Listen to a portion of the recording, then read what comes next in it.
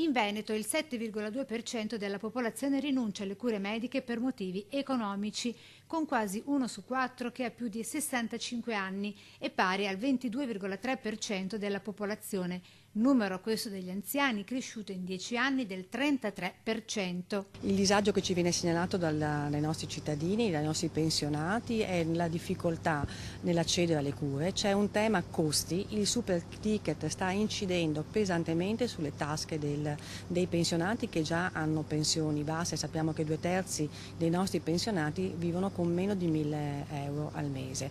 Anziani che rinunciando alle cure diventano malati cronici con un aggravio dei costi a carico della collettività che oltretutto vede il Veneto secondo solo alla Lombardia in quanto a spesa per i ticket, con 305 milioni di euro rispetto ai 495 milioni dei cugini lombardi e ai 7,8 milioni della Val d'Aosta, la regione meno cara d'Italia.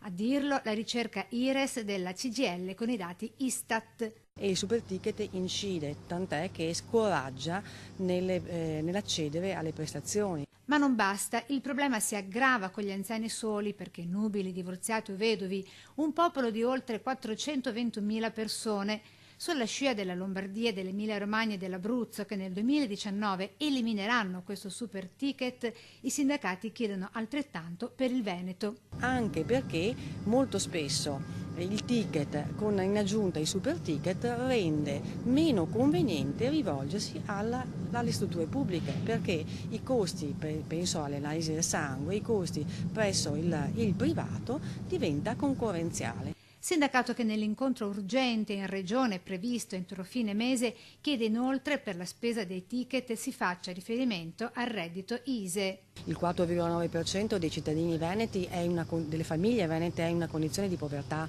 relativa, senza pensare a quelli che sono in povertà assoluta.